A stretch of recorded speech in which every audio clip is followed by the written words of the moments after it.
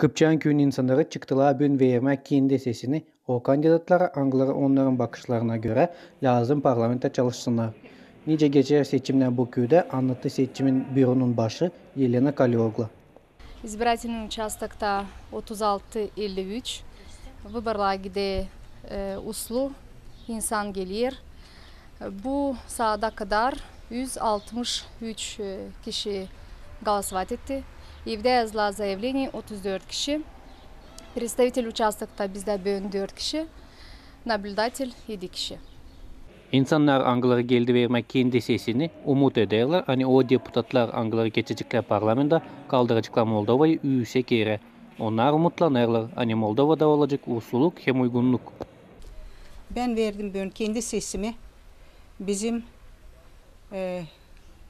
Moldova'da olsun birlik, insan yaşasın uslulukta, olmasın cenkler, birbirine insan kalkmasın, olsun iş insanlara, hem de birbirini saysın insanlar, angalar yaşarlar bütün Moldova'da.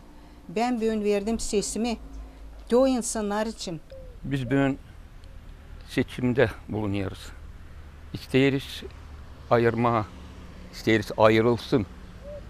Öyle deputat, hangisi çalışacak insan aleyhine, çalışacak bizim ailelerimizde, bizim köylerde, kasabalarda olsun işle yaşamak.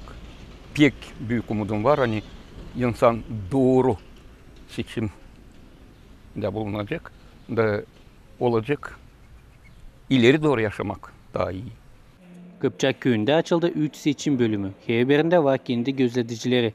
Seçim prosesi geçer, hepsi koronavirüs hastalığından korunmak kollarına göre.